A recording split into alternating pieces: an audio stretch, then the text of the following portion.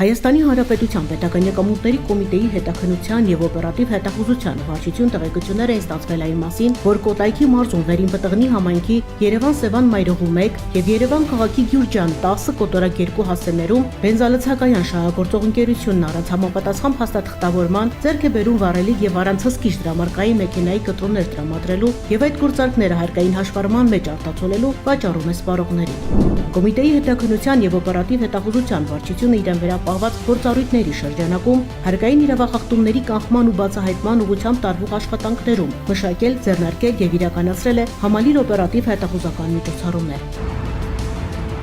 Այսպես, նախապես ճշտվել են ընկերության գործունեության հասցեները, վառելիքի բաշխի ճաշտարակների քանակներն ու պայստավորման տարածքների գտնվելու վայրերը, ինչպես նաև գրասենյակային տարածքների հասցեները միաժամանակ իրականացնելով նաև արտաքին դիտում օպերատիվ հետախուզական միջոցառումը։ Ձեռնարկված օպերատիվ հետախուզական միջոցառումների շրջանակում ձեռք բերված տվյալների համալիր վերլուծությունների եւ ուսումնասիրությունների արդյունքներով պարզվել է, որ ընկերությունը 2023-ից 26 թվականներին առանց համապատասխան փաստաթղթերի ձեռք է բերել եւ իրացրել տարբեր տեսակի շուրջ 1.6 միլիարդ դրամի հեղուկ վառելիքներ։ Այդ նպատակով բենզալցակայանի իրական շրջանառության զգալի մասը չի փաստաթղթավորվել, մասնավորապես վաճառված բենզինի արժեքները չեն մուտքագրվել, հսկիչ դրամարկային մեքենաներ եւ չեն տպվել ՀԴՄ կտրոններ։